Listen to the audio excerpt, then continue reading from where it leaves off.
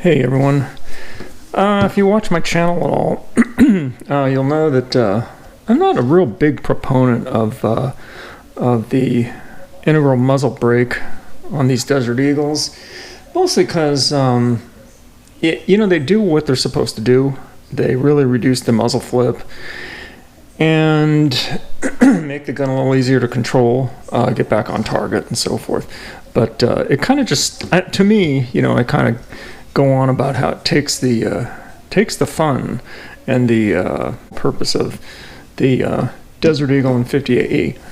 However, with that said, it's the good part about this, about using the muzzle brake, is the muzzle flip is pretty much gone. It's takes a little bit of the excitement out, but it does make for quite a spectacular light show, though. So while you don't get the fire rings that these are so famous for, you do get quite a really interesting flame out of the slats here,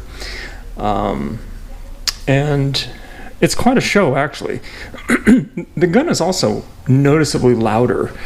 You probably can't tell from videos, but it definitely is noticeably louder at the range, in an indoor range, because the sound is going out and not just down the lane.